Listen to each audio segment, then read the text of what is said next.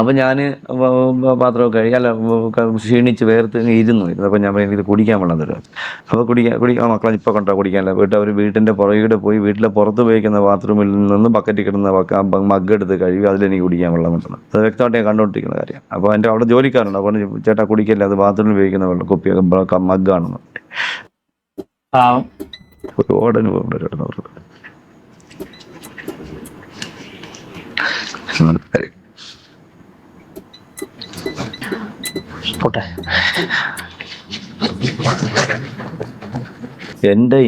എൻ്റെ അമ്മയും എൻ്റെ അനിയത്തിയും താമസിക്കുന്ന സ്ഥലം അച്ഛൻ മരിച്ചു. അമ്മയും അനിയത്തി മാത്രമേ വീട്ടിലുള്ളൂ. ആ വീട് 15-20 വർഷങ്ങൾക്ക് മുന്നേ ലോൺ എടുത്ത വീടാണ്. അത് ജപ്തി. Hello guys, welcome back. So പുതിയ വീഡിയോയിലേക്ക് എല്ലാവർക്കും സ്വാഗതം. സോ ഇന്നത്തെ വീഡിയോ എന്ന് പറയുന്നത് വാവാ സുരേഷിന്റെ ഒരു വീഡിയോ ആണ്. ഞാൻ കുറേ അധികം റീൽസിലും കാര്യങ്ങളും കണ്ടിട്ടുണ്ട്. ഇപ്പം നിങ്ങൾ കുറച്ച് കണ്ടു കാണും, അത് തന്നെ ഞാനും കണ്ടത്. സോ കൂടുതൽ ഡീറ്റെയിൽസ് ആയിട്ട് അറിയണമെന്നുണ്ട്. സോ എന്തായാലും കൂടുതൽ അറിയണമെങ്കിൽ നമുക്ക് നമ്മുടെ അനന്തുവിന്റെ വീഡിയോ ഒന്ന് കണ്ടു നോക്കാം. സോ വീഡിയോ അവസാനം വരെ കണ്ടിരിക്കുക, എന്താണെന്ന് അറിയാൻ പറ്റും. ഓക്കെ, സോ വീഡിയോയിലോട്ട് പോകാം. റിയാക്ടിങ് ടു റിയാക്ഷൻ വീഡിയോയിലോട്ട് എല്ലാവർക്കും സ്വാഗതം. ഇന്നത്തെ സബ്ജക്ട് വാവ സുരേഷ് ആരാണ് എന്താണെന്ന് പ്രത്യേകിച്ച് ഒരു ഇൻട്രൊഡക്ഷൻ തരേണ്ട ആവശ്യകതയില്ല. കേരളത്തിലുള്ള എഴുതപ്പെട്ട എല്ലാവർക്കും അറിയാവുന്ന ഒരു മുഖം തന്നെയാണ് ഇദ്ദേഹത്തിൻ്റെ. കഴിഞ്ഞ ദിവസം പുള്ളിയുടെ ഒരു ഇന്റർവ്യൂ കണ്ടു. മൂവി വേൾഡ് മീഡിയ എന്ന് പറയുന്ന യൂട്യൂബ് ചാനലിലാണ് കണ്ടത്. സീരിയസ്ലി ആ ഒരു ഇന്റർവ്യൂ കണ്ടപ്പോൾ ഭയങ്കരമായിട്ട് ഹിറ്റ് ചെയ്തത് ആ പുള്ളി പറഞ്ഞ കുറെ കാര്യങ്ങൾ. അതെ അതെ അതെ, നിങ്ങളും കണ്ടിട്ടുണ്ടെങ്കിൽ നിങ്ങൾക്കും മനസ്സിലൊരു മാതിരി തോന്നി കാണും. പലതരത്തിലുള്ള മനുഷ്യന്മാരുണ്ട്, ഓരോരുത്തരുടെയും സ്വഭാവം ഡിഫറെന്റ് ആണ്. എന്നാലും നമ്മൾ നമ്മുടെ സഹജീവികൾക്ക് കൊടുക്കേണ്ട ഒരു മിനിമം റെസ്പെക്ട് ഉണ്ട്, കാണിക്കേണ്ട ഒരു എമ്പതി ഉണ്ട്. ഈ മനുഷ്യൻ ഇത്രയും സേവനങ്ങൾ ജനങ്ങൾക്ക് വേണ്ടി ചെയ്തു, തന്റെ ജീവൻ പോലും പണയം വെച്ചിട്ട് കാര്യങ്ങളൊക്കെ ചെയ്തിട്ട് പോലും പല സ്ഥലങ്ങളിൽ നിന്നും ക്യാഷ് പോട്ടെ ആ ഒരു എമ്പതിയോ സിമ്പതിയോ ഒന്നും കിട്ടുന്നില്ല, ഒരു ബേസിക് റെസ്പെക്ട് പോലും കിട്ടുന്നില്ല എന്നുള്ളത് കേട്ടപ്പോൾ സീരിയസ് വിഷമം തോന്നി. പുള്ളി ചെയ്ത കുറെ കാര്യങ്ങൾ എനിക്ക് വിയോജിപ്പുണ്ട്. പാമ്പിനെ വെച്ചിട്ട് അതിനെ വെച്ചിട്ട് ഷോ ഒക്കെ കാണിക്കുന്ന ഒരു പരിപാടി പുള്ളിയാണ് ഇൻട്രോഡ്യൂസ് ചെയ്തത്. പാമ്പിനെ പിടിക്കാൻ ജാഗ്രത കൊണ്ടുപോകാം, ഇത്രയും ചെയ്യാവുള്ളൂ. അല്ലാതെ ഷോ ചെയ്യുന്ന പരിപാടികളൊക്കെ എനിക്ക് കുറെ വിയോജിപ്പുണ്ട്. അതെല്ലാം മാറ്റി നിർത്തി കഴിഞ്ഞാൽ പുള്ളി ചെയ്യുന്ന വലിയൊരു നന്മയാണ്, വലിയൊരു സേവനമാണ്. ഈ ഇന്റർവ്യൂവിനകത്ത് ആങ്കർ കുറച്ച് കാര്യങ്ങൾ ചോദിക്കുന്നുണ്ട്. പുള്ളിക്കാരൻ ചോദിക്കുകയാണ്, ഈ പാമ്പ് പിടിക്കുന്ന സമയത്ത് പുള്ളി അതിനെ ഉമ്മ വെക്കാറുണ്ട്, അതിനെ കളിപ്പിക്കാറുണ്ട്. ഈ സാഹചര്യങ്ങളിൽ എവിടുന്നെങ്കിലും ഒരു അറപ്പ് അല്ലാതെ മറ്റുള്ളവരുടെ കയ്യിൽ നിന്ന് ഒരു അവഗണന നേരിട്ടിട്ടുണ്ടോ എന്നുള്ള ചോദ്യത്തിന് കുറെ എക്സാമ്പിൾസ് ചോദിച്ചതും തുരുതുരാന്ന് 4 ദിവസം മുമ്പുള്ള കഥ, 2 ദിവസം മുമ്പുള്ള കഥ, ഇന്നലെ നടന്ന കഥ എന്നൊക്കെ പറഞ്ഞിട്ട് പുള്ളി കുറെ കഥകൾ പറയുകയാണ്. പുള്ളി ആദ്യം പറയുന്നത് ഒരാള് ഞാൻ അതൊന്നും കണ്ടില്ല. ഞാൻ ഒരേ ഒരു കാര്യം മാത്രമേ 1-2 കാര്യം കണ്ടു ഗൈസ്. കാരണം അതിൽ ഒന്ന് പറഞ്ഞുതരാം. ഒന്ന് ഏതോ ഒരു ടീച്ചർ ഇതേപോലെ മഗ്ഗിലെടുത്ത് വെള്ളം കൊടുത്തത് ഫസ്റ്റ് നമ്മൾ കണ്ടു. സെക്കൻഡ് സ്വന്തം കൂട്ടുകാരെന്തോ കല്യാണത്തിനല്ല ഗൈസ്, ഏതോ ഓണത്തിന് എന്തോ വിളിച്ചിട്ട് വീട്ടിലിരുത്തിട്ട് പായസം ഇപ്പൊ തരാമെന്ന് പറഞ്ഞു തന്നിട്ട് കൊടുത്തത് വീട്ടിലെ ഗ്ലാസ്സിലല്ല, കടയിൽ പോയി വേറെ പ്ലാസ്റ്റിക് ഗ്ലാസ് വാങ്ങി അതിലൊഴിച്ചിട്ടാണ് കൊടുത്തതെന്ന്. അങ്ങനെ വാവ സുരേഷ് ആ ഗ്ലാസ് ഒക്കെ മടക്കി പോക്കറ്റ് വെച്ച് അവിടെ പോലും കളഞ്ഞിരുന്നു, പോക്കറ്റ് വെച്ച് നേരെ വീട്ടിൽ പോയി എന്നൊക്കെ കേട്ട് നല്ല എന്തായാലും സങ്കടം വരുന്ന കാര്യങ്ങളാണ് പറയുന്നത്. ഹാൻഡ് ഷേക്ക് ചെയ്യാൻ വേണ്ടി വന്നിട്ട് പെട്ടെന്ന് അയാൾ കൈ അങ്ങ് വലിച്ചു. വേറൊരാൾ 500 രൂപ കൊടുക്കാൻ വേണ്ടിയിട്ട് ഇങ്ങനെ കൊടുക്കാൻ വന്നിട്ട് കയ്യിൽ തട്ടുവെന്നായപ്പോഴത്തേക്ക് കയ്യിലോട്ട് അങ്ങ് എറിഞ്ഞു കൊടുത്തു. കുട്ടികളെ തൊടിയിപ്പിക്കാൻ സമ്മതിക്കുന്നില്ല. പുള്ളി പാമ്പിനെയൊക്കെ പിടിച്ചു കഴിഞ്ഞ് സോപ്പൊക്കെ ഇട്ട് കൈ കഴുകിയിട്ടാണ് നിൽക്കുന്നത്. കുട്ടികൾക്ക് കുഴപ്പമില്ല, അവര് കൈ കൊടുക്കാൻ വന്നാൽ പോലും ഈ പേരൻസ് അതിനെ അനുവദിക്കില്ല. എന്തോ ഒരു അന്യഗ്രഹ ജീവിയെ പോലെ പുള്ളിയെ ട്രീറ്റ് ചെയ്യുന്നത് എന്നുള്ള തരത്തിൽ പുള്ളി പറയുന്നുണ്ട്. നിറത്തിന്റെയും മറ്റും രീതിയിൽ ഇപ്പോഴും ആൾക്കാർ കാണുന്നുണ്ട്. ഇത് കഴിഞ്ഞ് പുള്ളിയെ ഭയങ്കരമായിട്ട് ഹിറ്റ് ചെയ്ത 2 കഥകൾ ഇദ്ദേഹം പറയുന്നുണ്ട്. അതിനകത്ത് ഒരെണ്ണം ഞാനൊന്ന് വെക്കാം, നിങ്ങളൊന്ന് കേട്ടു നോക്കാം. ഇത് അനുഭവം കൊണ്ട് ഇതിൽ നെയ്യാറ്റിൻകരയ്ക്ക് അടുത്താണ്. നെയ്യാറ്റിൻകര പോകണ്ട, ഊരുട്ടമ്പലത്തിനടുത്ത് എവിടെയാണെന്ന് എൻ്റെ ഓർമ്മ. ഒരുപാട് വർഷം പഴക്കമുണ്ട്. അപ്പോൾ അവിടെ ഞാനിങ്ങനെ ഒരു എഡ്യൂക്കേറ്റഡ് ആയ അമ്മയാണ് കേട്ടോ. അമ്മ അന്ന് അധ്യാപികയായിരുന്നു, റിട്ടയർഡ് ആയെന്നാണ്. അതേ പ്രിൻസിപ്പളാണ് മറ്റായിരുന്നു. അതേ എന്താ പറയുക, സ്കൂളിലെ HM എന്തോ ആയിരുന്നു, എനിക്ക് ഓർമ്മ വരുന്നില്ല. ആ അമ്മയുടെ അവിടെ വീട്ടിലൊരു പാമ്പ് വന്നു, വീടിൻ്റെ മുന്നിൽ മതിൽ പാമ്പ് വന്നു. ഞാനത് പോയി മതിൽ പൊളിച്ചു. ഏകദേശം എനിക്കൊന്നൊരു ഉച്ചയ്ക്ക് ഒരു 11:30 തുടങ്ങി ഒരു 6 മണിക്കാണ് കിട്ടുന്നത്. ഞാൻ ഫുഡൊന്നും കഴിച്ചില്ല. ഞാൻ പണ്ടും എൻ്റെ ചെറുപ്പത്തിലെ ഞാനൊരു വീട്ടിൽ ഇപ്പോൾ അങ്ങനെ ആഹാരം കഴിക്കല്ല. വേറെ ഒന്നും കൊണ്ടല്ല, നമുക്ക് ആഹാരം തരണത് കൊണ്ട് ഇനി അവർക്ക് എന്തെങ്കിലും ബുദ്ധിമുട്ടുണ്ടോ എന്നുള്ള ചിന്ത എൻ്റെ ചെറുപ്പം മുതലേ എനിക്കത് ഉണ്ടാകും. അങ്ങനെ ചിന്ത എൻ്റെ മനസ്സിലുണ്ടായി. അപ്പോൾ ഞാൻ പാത്രമൊക്കെ കഴുകി അല്ല ക്ഷീണിച്ച് വേർത്ത് ഇരുന്നു. അപ്പോൾ ഞാൻ പറഞ്ഞു ഇത് കുടിക്കാൻ വെള്ളം തരുമോ. അപ്പോൾ കുടിക്കാൻ മക്കളെ ഇപ്പോൾ കൊണ്ടോ കുടിക്കാനല്ല വീട്ടിൽ അവർ വീട്ടിൻ്റെ പുറകിടെ പോയി വീട്ടിലെ പുറത്ത് ഉപയോഗിക്കുന്ന ബാത്റൂമിൽ നിന്ന് ബക്കറ്റിൽ കിടന്ന മഗ് എടുത്ത് കഴുകി അതിലെനിക്ക് കുടിക്കാൻ വെള്ളം കിട്ടണം. അത് വ്യക്തമായിട്ട് ഞാൻ കണ്ടുകൊണ്ടിരിക്കുന്ന കാര്യമാണ്. അപ്പോൾ എൻ്റെ അവിടെ ജോലിക്കാരുണ്ട്. അപ്പോൾ ചേട്ടാ കുടിക്കല്ലേ, അത് ബാത്റൂമിൽ ഉപയോഗിക്കുന്ന വെള്ളം കുപ്പി മഗ്ഗാണെന്ന്. ഞാൻ പിന്നെ കുടിച്ചില്ല, കളഞ്ഞു. ഇതൊക്കെ കേൾക്കുമ്പോൾ നമ്മൾ ഏത് കാലഘട്ടത്തിലാണ് ജീവിക്കുന്നത് എന്ന് ആലോചിച്ച് പോവാണ്. പുള്ളിക്കാരനകത്ത് പറയുന്നുണ്ട് അവർ എഡ്യൂക്കേറ്റഡ് ആണ്, അവർ അധ്യാപികയാണ്. അവരുടെയൊക്കെ സ്കൂളിൽ പഠിച്ച കുട്ടികളുടെ അവസ്ഥ ഒന്ന് ആലോചിക്കണേ. അവർക്ക് പോലും ഒരു മനുഷ്യനെ എങ്ങനെയാണ് കാണേണ്ടതെന്ന് അറിയില്ല. മേ ബി ഈ വാവാ സുരേഷിനോടുള്ള പ്രശ്നം കൊണ്ടായിരിക്കത്തില്ല. ചില ആളുകൾക്ക് പാമ്പിനോട് അറപ്പുണ്ടാവും, പാമ്പിന്റെ ദേഹത്ത് തൊടാനൊക്കെ കുറച്ച് ബുദ്ധിമുട്ടുണ്ടാവും. എനിക്ക് പാമ്പിന്റെ ദേഹത്ത് തൊടാൻ കുറച്ച് ബുദ്ധിമുട്ടുള്ള എനിക്കും ബുദ്ധിമുട്ടാണ്. കൂട്ടത്തിലാണ്. എന്നാൽ അറപ്പും കാര്യങ്ങളൊന്നുമില്ല. പക്ഷെ എനിക്ക് ആ ഒരു ജീവിയെ തൊടുന്നതിന് എനിക്ക് ബുദ്ധിമുട്ടുണ്ട്. ഞാൻ ഇതുവരെ തൊട്ടിട്ടുമില്ല. ആ ഒരു അറപ്പായിരിക്കും ചിലപ്പം ഇദ്ദേഹത്തിനോട് കാണിക്കുന്നത്. എന്നാൽ പോലും ഒരു ഗ്ലാസ് വെള്ളം ചോദിക്കുമ്പോൾ ഈ കക്കൂസിലെ മഗ്ഗിനതൊക്കെയാണോ കൊടുക്കുന്നത്? വളരെ സഡ്. ഒരു ബേസിക് ഹ്യൂമാനിറ്റി അവിടെ കീപ്പ് ചെയ്തുകൂടെ? കക്കൂസിലെ വെള്ളത്തിൽ നിന്ന് ഏതെങ്കിലും മനുഷ്യൻ കോരി കൊടുക്കൂ, ഏതെങ്കിലും പിച്ചക്കാരനോ എന്തോ ആയിക്കോട്ടെ, എത്ര നികൃഷ്ട ജീവി ആയിക്കോട്ടെ, അതിനകത്ത് കോരി കൊടുക്കുവോ? ഒരു സ്റ്റീൽ ഗ്ലാസ് നമ്മുടെ വീട്ടിൽ എത്ര രൂപ വില, അതിന്റെ ഒരു വില പോലും ആ മനുഷ്യൻ കൊടുക്കില്ല. പുള്ളിക്ക് ഈ പറയുന്ന പാമ്പയെ വിളിച്ചിട്ട് കോടിക്കണക്കിന് രൂപ കിട്ടുന്നില്ല. തുച്ഛമായിട്ടുള്ള പൈസ കിട്ടുന്നത്. അത് പല സ്ഥലങ്ങളിൽ പോലും ഇയാൾ ചോദിച്ച് മേടിക്കാറില്ല. ആരെങ്കിലും കൊടുക്കുകയാണെങ്കിൽ മേടിച്ചിട്ടു. സ്വന്തമായിട്ട് വണ്ടിക്ക് എണ്ണ അടിച്ചിട്ടാണ് അവിടെ ചെല്ലുന്നത്. ഈ വണ്ടിക്കൂലി പോലും പലപ്പോഴും കിട്ടാറില്ല. അപ്പൊ അങ്ങനെയുള്ള കാര്യങ്ങളെങ്കിലും ഒന്ന് കൺസിഡർ ചെയ്തുകൂടെ? ഓരോ തൊഴിലിനും അതിനുള്ള റെസ്പെക്ട് ഉണ്ട്. അവരും ജീവിക്കാൻ വേണ്ടിയിട്ടാണ്, അവരുടെ ഒരു ഭാഷയുടെ പുറത്താണ് ഈ ഒരു തൊഴിലൊക്കെ ചെയ്യുന്നത് എന്നൊരു ബോധം ഉണ്ടായാൽ മതി. കട്ടട്ടോ പിടിച്ചു കുറച്ചിട്ടോ ഒന്നും അല്ലല്ലോ.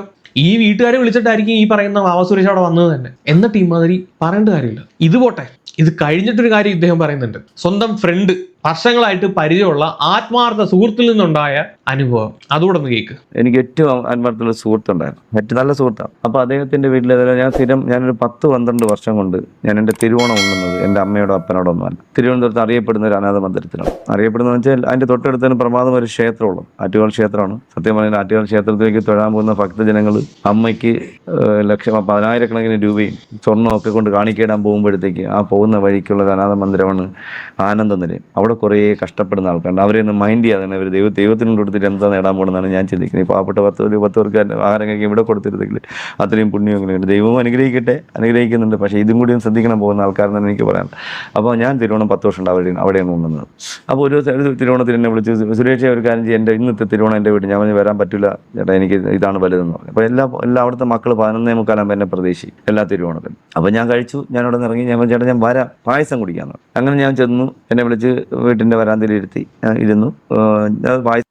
വീട്ടിന്റെ വരാന്തയിലിരുത്തി എടുക്കാന്ന് പറഞ്ഞു. ശരി, ഞാൻ പറഞ്ഞു ആയിക്കോട്ടെ എന്ന് പറഞ്ഞു. 3/4 മണിക്കൂറായി പായസം കണ്ടില്ല, ആരെയും കാണുന്നില്ല. അപ്പം ഞാൻ വെറുതെ അഴിച്ച് അടുക്കളയിലേക്ക് പോയി. അപ്പോൾ ഒരു അകത്തുണ്ട്. അപ്പോൾ ഞാൻ നോക്കിയപ്പോൾ ഇതുപോലെ ഗ്ലാസ്സുകളെല്ലാം ഇങ്ങനെ ഒരു 100ഓളം ഗ്ലാസ്, 10-50ഓളം ഗ്ലാസ്സെല്ലാം വീടിനകത്ത് ഇരിപ്പുണ്ട്. അപ്പോൾ മോനെ മാത്രമല്ല, മോൻ വെളിയിൽ നിന്ന് ഓടി വരുന്നു, ബാക്കിൽ കൂടെ ഓടി. മോൻ ബാക്കിലത്തെ എവിടെയോ ഒരു കടയിൽ പോയി ഡിസ്പോസിബിൾ ഗ്ലാസ് കൊണ്ടുവന്നു എനിക്ക് പായസം തന്നു. അപ്പോൾ ഞാനത് കുടിച്ചു. എനിക്ക് മനസ്സിലായി അങ്ങനെയാണ്. അപ്പോൾ ഞാൻ ആ ഡിസ്പോസിബിൾ ഗ്ലാസ് തന്നെ കുടിച്ചിട്ട് എല്ലാം കഴിഞ്ഞ ശേഷം ഞാൻ അത് കളയാതെ മടക്കി എൻ്റെ പോക്കറ്റിട്ട് വെട്ടിക്കൊണ്ടുവന്ന് ഞാൻ ഡിസ്പോസ് ചെയ്യും. അങ്ങനെ ഒരുപാട് അനുഭവങ്ങൾ എനിക്കുണ്ടായിരുന്നു ഇത് ഈ മേഖലയിൽ. പക്ഷേ ആത്മാർത്ഥ സുഹൃത്ത്, ഇവനെയൊക്കെ എങ്ങനെയാണ് ആത്മാർത്ഥ സുഹൃത്ത് വിളിക്കാൻ പറ്റുന്നത്? കൂടെ നടക്കുന്ന ആത്മാർത്ഥ സുഹൃത്ത് വരെ ഈ രീതിയിലാണ് പുള്ളിയെ ട്രീറ്റ് ചെയ്യുന്നത്. അതും നിർബന്ധിച്ച് വീട്ടിൽ വിളിച്ചത്, ഊണ് കഴിക്കാൻ വേണ്ടി വിളിച്ചത്. എനിക്കൊന്ന് ഊണ് കഴിക്കാൻ വിളിച്ചതിന്റെ കാര്യം പറഞ്ഞു കഴിഞ്ഞാൽ, ഓണമല്ലേ, വാഴയിലേക്കകത്താണ് ഊണ് കൊടുക്കുന്നത്. ഇപ്പം വാഴയില എടുത്താൽ കളയാമല്ലോ. പ്ലേറ്റിനകത്താണെങ്കിൽ അവൻ വിളിക്കത്തില്ലായിരുന്നു. എടാ, ഈ അറപ്പുള്ളവന്മാർ എന്തിനാണ് പിന്നെ വിളിക്കാൻ? അതെ, വിളിച്ചു വരുത്തി അപമാനിക്കാൻ നിൽക്കരുത് നടക്കുന്നതെന്നാണ് എനിക്ക് മനസ്സിലാവാത്തത്. അത് നിർബന്ധിച്ച് വീട്ടിൽ വിളിച്ചു വരുത്തിയിട്ട് ഇമാതിരി പരിപാടി കാണിക്കുക. എന്ത് സന്തോഷമാണ് ഇതിനകത്ത് കിട്ടുന്നത്? അതിനേക്കാൾ വലിയൊരു കാര്യം ഇവിടെ ചിന്തിക്കേണ്ടത് എന്താണെന്ന് വെച്ച് കഴിഞ്ഞാൽ, ആ കുട്ടിയെ കൊണ്ടാണ് ആ ഡിസ്പോസൽ ഗ്ലാസ് മേടിപ്പിക്കുന്നത്. ആ കുട്ടിയുടെ മനസ്സിലും ഇൻജക്ട് ചെയ്ത് വെക്കുകയാണ്. അടുത്ത് കേട്ടുവെക്കാം. അവരുടെ ഇടുങ്ങിയ മനസ്സായിരിക്കാം, അല്ലെങ്കിൽ അവരുടെ ആ കാലഘട്ടത്തിൽ പാമ്പിനുള്ള അറപ്പോ വെറുപ്പോ ഒക്കെ ആയിരിക്കാം. അതുകൊണ്ടൊന്നും ഞാൻ വലിയ സംഭവമായിട്ട് കാണാറില്ല. ഒരുപാട് അനുഭവം ഉണ്ട്.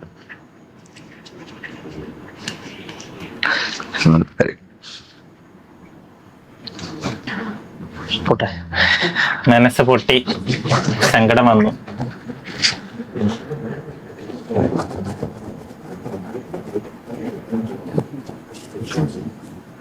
സീരിയസ്ലി എനിക്ക് അതങ്ങ് ഇഷ്ടപ്പെട്ട്. ആ വലിയൊരു മെസ്സേജാണ് കൊടുത്തത്. ഇത്രയും ആളുകളുടെ കയ്യിൽ നിന്നുണ്ടായ അവഗണനയെ പറ്റി അവരോട് പറഞ്ഞു. അതെ, അപ്പൊ നമ്മൾ ചേർത്ത് പിടിക്കാൻ ഒരു മനസ്സ് കാണിച്ച ആങ്കർ ഒരു തൊടാൻ മടിച്ച ആ വ്യക്തിയെ കെട്ടിപ്പിടിച്ചപ്പോൾ ഇതിനേക്കാളും വലിയൊരു മറുപടി അങ്ങനെയുള്ള ആളുകൾക്ക് കൊടുക്കാനില്ല. ഞാൻ ഈ ഒരു ഇന്റർവ്യൂ കംപ്ലീറ്റ് കണ്ടു, തുടക്കം തൊട്ട് ഒടുക്കം വരെ ഒരു സെക്കൻഡ് പോലും സ്കിപ്പ് ചെയ്യാതെ കണ്ടു. പിന്നീട് ആങ്കർ ചോദിക്കുന്നുണ്ട്, ഇതിനകത്ത് നേട്ടം എന്തെങ്കിലും ഉണ്ടായിട്ടുണ്ടോ? അങ്ങനെ പുള്ളി പറയുന്നത് വെച്ചിട്ട് ഇങ്ങർക്ക് ഇതിനകത്ത് നേട്ടം പോയിട്ട് 1 രൂപയുടെ മെച്ചം പോലും ഉണ്ടായിട്ടില്ല. ഉണ്ടായിട്ടുള്ളത് മൊത്തം ദുരിതങ്ങളാണ്. അത് ഫിസിക്കലി, ഫിനാൻഷ്യലി, കുടുംബപരമായിട്ടാണെങ്കിലും എല്ലാ രീതിയിലും. അപ്പോൾ ഞാൻ സത്യം പറഞ്ഞാൽ നഷ്ടം എന്ന് പറഞ്ഞാൽ കണക്കുകളിൽ അത്രയ്ക്ക് നഷ്ടമാണ്. കാരണം വെച്ചാൽ ഞാൻ ഒരു അതിഥിയെ പിടിക്കാൻ പോകുന്ന സമയത്ത് വണ്ടിക്കൂലി വരുമ്പോൾ നഷ്ടങ്ങൾ എന്ന് പറഞ്ഞാൽ കണക്കുകൾ നിരത്താൻ പറ്റാത്തൊരു നഷ്ടമാണ്. കുടുംബത്തിനായിരുന്നു. ഇപ്പം എനിക്കൊരു അമ്മയ്ക്കൊരു അസുഖം വന്നു, എനിക്ക് പെട്ടെന്ന് പോകാൻ പറ്റില്ല. അച്ഛനൊരു അസുഖം, അച്ഛനിപ്പോൾ ക്യാൻസറായിട്ട് കിടന്നിട്ട് എനിക്ക് നോക്കാൻ പോലും പറ്റിയില്ല. ഞാൻ എപ്പോഴും ഇതൊരു ലഹരിയായപ്പോൾ എനിക്ക് എല്ലാത്തിനേക്കാളും വലുത് ഇതാണെന്ന് ചിന്തിച്ച് ഇങ്ങനെ കോളിലേക്ക് പൊയ്ക്കൊണ്ടിരിക്കുക. അപ്പോൾ അച്ഛനെ ഞാൻ വേറെ വെളിയിൽ നിന്ന് ആൾക്കാരെ വെച്ച്, സേവനയിൽ നിന്നൊക്കെ ആൾക്കാരെ വെച്ചാണ് അച്ഛനെ നോക്കി. അപ്പോൾ ഇപ്പോൾ അനിയത്തി ട്രീറ്റ്മെൻറ്റിലാണ്. കിഡ്നിയുടെ പ്രശ്നങ്ങൾ, 2 കിഡ്നി ഫെയിലിയർ ആയിട്ട് ട്രീറ്റ്മെൻറ്റ്, ഹാർട്ടിൻ്റെ പമ്പിങ്ങിന് കുറവുണ്ട്, ഷുഗർ വളരെ കൂടുതലാണ്, കണ്ണിന് കാഴ്ച കുറഞ്ഞു. അപ്പോൾ ഇതിനെല്ലാത്തിനും ഞാൻ തന്നെ 2 ചേട്ടന്മാർ എനിക്ക് വേറെയുണ്ട്. പക്ഷെ അവർ എന്താണെന്ന് അറിയില്ല, അവരുടെ മനസ്സെങ്ങനെയാണല്ലോ, അവർക്ക് സമയത്തിന് നോക്കാൻ അവർ സത്യം പറഞ്ഞത് ഇത് പറയാൻ പാടില്ല, എന്നാലും വിഷമം കൊണ്ട് പറയുകയാണ്. ഇന്നലെ നമ്മൾ ഇരിക്കുന്നതിൻ്റെ മുന്നേ ഇന്നലെ ഞാൻ നാട്ടിലില്ല. എൻ്റെ അനിയത്തി പെട്ടെന്ന് ദേഹം തളർന്ന് വീണു. പ്രഷർ ഇത് എന്താ പറയുക, ഹാർട്ടിൻ്റെ പ്രശ്നമുള്ളതുകൊണ്ട്, കിഡ്നി പ്രശ്നമുള്ള പെട്ടെന്ന് തളർന്ന് വീണു.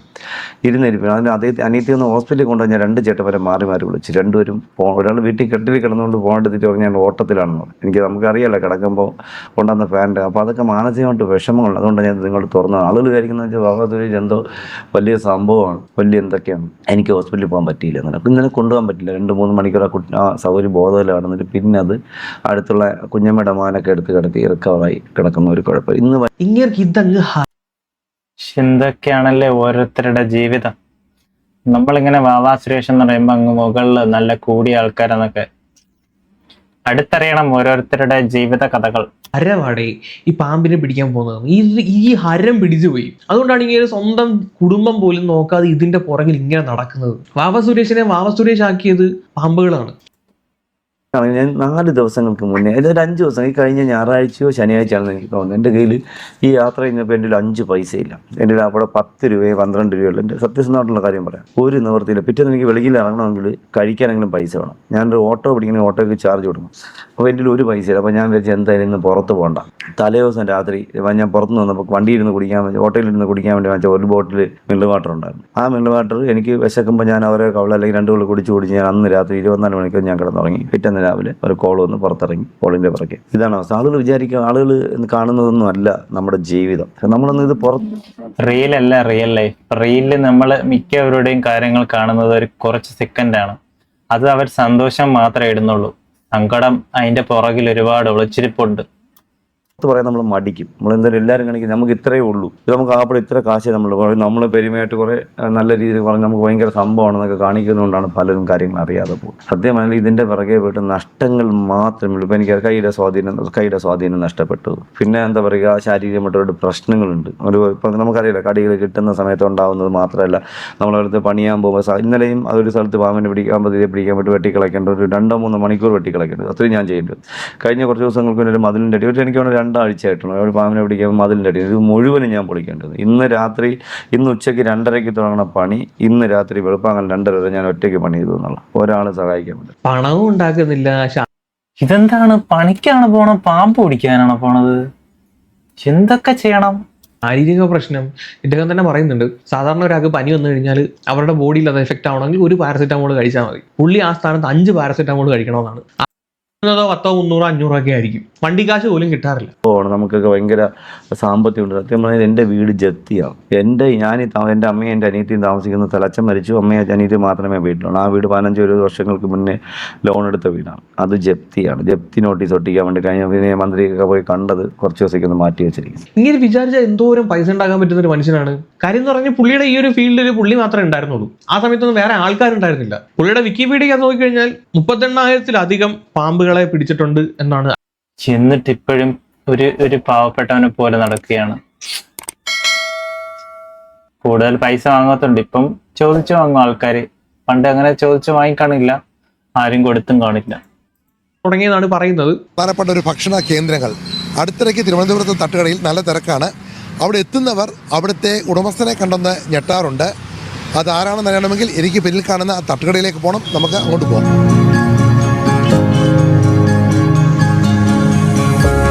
ആ ഉടമസ്ഥൻ, അദ്ദേഹം ജോലിയാണ്, അദ്ദേഹത്തെ കാണാം. എല്ലാവർക്കും പരിചിതമായ മുഖമാണ്. നമസ്കാരം. നമസ്കാരം. ഈ ജോലിയിലേക്ക് വാവാ സുരേഷ്. സന്തോഷം. വാവാ സുരേഷാണ്.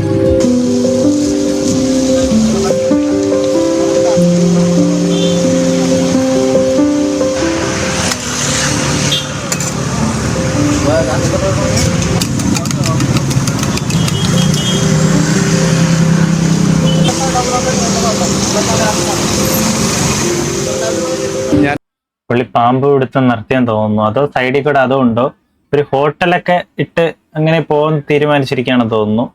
എൻ്റെ ചെറുപ്പകാലം തൊട്ട് ഒരുപാട് വീട്ടുവേലയ്ക്ക് പോയിട്ടുണ്ട്. പിന്നെ അത് കഴിഞ്ഞ് കല്യാണത്തിൻ്റെ പാചകക്കാരോടൊപ്പം പോയിട്ടുണ്ട്. പിന്നെ അത് കഴിഞ്ഞ് മേസ്ത്രി പണിയിലേക്ക് പോയി. പിന്നെ അത് കഴിഞ്ഞ് അതിനോടൊപ്പം തന്നെയാണ് നമ്മുടെ എന്താ പറയുക, നമ്മുടെ അതിഥികളെ സംരക്ഷിക്കാനായിട്ട് തുടങ്ങിയത്. പിന്നെ എനിക്ക് തോന്നുന്നത് അതിഥികളോടൊപ്പം മാത്രം പോയി കഴിഞ്ഞാൽ വീട്ടിലെ കാര്യങ്ങളും മറ്റു കാര്യങ്ങളും നടക്കുകയില്ല. അപ്പോൾ വേറെ പേഴ്സണലി എന്തെങ്കിലും ഒരു ചെറിയ സംരംഭം തുടങ്ങണമെന്ന് പറഞ്ഞ് എൻ്റെ 3-4 സുഹൃത്തുക്കളോട് പറഞ്ഞു. അപ്പോൾ അവർ 3 പേരുടെ എന്നോടൊപ്പം കൂടി ഞങ്ങൾ ഞായറാഴ്ച തീരുമാനിക്കുന്നു, തിങ്കളാഴ്ച സ്റ്റാർട്ട് ചെയ്യുന്നു. തട്ടുകട പ്രത്യേകത എന്താ? എന്തൊക്കെ ഫുഡാണ്? നിങ്ങൾ എങ്ങനെയാണ് ഇതിൻ്റെ ഒരു മൊത്തം പ്രിപ്പറേഷൻസ് കാര്യങ്ങളൊക്കെ? നമ്മൾ തനത് തിരുവനന്തപുരം സ്റ്റൈലിലാണ് ചെയ്തിരിക്കുന്നത്. നമുക്കെല്ലാം ഈ അമ്മമാരാണ്, പെണ്ണുങ്ങളാണ് പാചകം ചെയ്യുന്നത്. സപ്ലൈ ഇവർ ദോശയും പൊറോട്ടയും മാത്രമാണ് ഇവർ മെയിൻറ്റെയിൻ ചെയ്യുന്നത്. പിന്നെ ചിക്കൻ ഫ്രൈ ഇതെല്ലാം കൂട്ടിക്കൊണ്ട് വരുന്നത് നമ്മൾ ഒരു കവറടിയിലൊരു വീടുണ്ട്, അവിടെയാണ് എല്ലാം മിക്സ് ആക്കി കൊണ്ടുവരുന്നത്. എല്ലാം അമ്മമാർ തന്നെയാണ്, എല്ലാം പാത്രം കഴുകുന്ന ഉൾപ്പെടെ എല്ലാം അമ്മമാരാണ്. അവിടെ നിന്ന് റെഡിയാക്കി കൊണ്ടുവരുന്നു, ഇവിടെ കൊണ്ടുവന്ന് പൊറോട്ടയും ദോശയും മാത്രമേ ഇവിടെ റെഡിയാക്കും. പിന്നെ നമ്മൾ പരമാവധി തനത്ത് ശൈലിയിൽ നല്ല രീതിയിൽ നല്ല ഫുഡ് കൊടുക്കുന്നുണ്ട്. ഇതുവരെ പരാതികളൊന്നും വന്നിട്ടില്ല. പിന്നെ നമുക്ക് എന്താ പറയുക, വില കൂടുന്നതിനനുസരിച്ച് മീനിൻ്റെയൊക്കെ വ്യത്യാസങ്ങൾ നമുക്കുണ്ടാവും. അപ്പൊ വാവ സുരേഷിന്റെ തട്ടുകട എന്നുള്ള രീതിയിലാണ് ഈ ഒരു തട്ടുകട ഇപ്പൊ ഫേമസ് ആയിക്കൊണ്ടിരിക്കുന്നത്. എന്നാൽ ഈ ഒരു ഇന്റർവ്യൂവിനകത്ത് പുള്ളിയോട് പറയുന്നത് പുള്ളിയോട് സപ്ലയർ ആയിട്ട് ജോലി ചെയ്യണം. സപ്ലയർ ആണ്,